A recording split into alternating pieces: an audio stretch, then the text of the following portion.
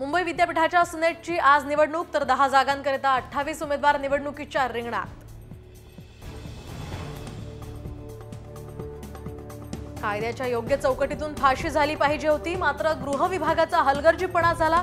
कायद्याचा धाक घालण्यात शासन दुर्बल। शरद पवारांची एन्काउंटर प्रकरणावर प्रतिक्रिया।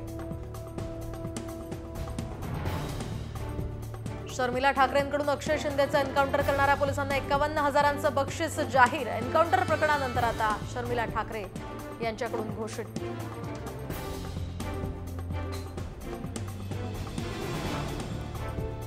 या प्रकरणाचा राजकीय वापर करून स्वतःची प्रतिमा स्वच्छ करण्याचा हा सत्ताधाऱ्यांचा प्रयत्न। आदित्य ठाकरेंचा सरकारवर निशाणा, तर शाळेचा संचालक अजूनही फरार का, असाही सवाल।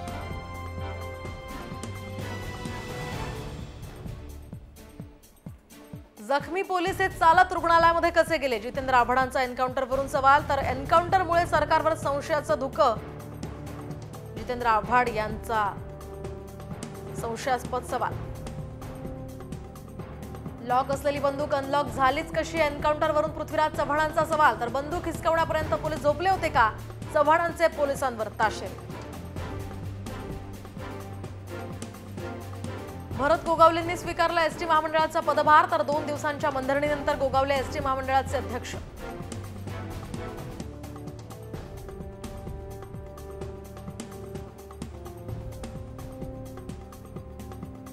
सिंधुदुर्गमधील मालवण कुडाळमधून भाजपचे नेते निलेश राणे यांनी मागितली उमेदवारी, तर मालवणात राणे विरुद्ध वैभव नाईक सामना आता रंगण्याची शक्यता।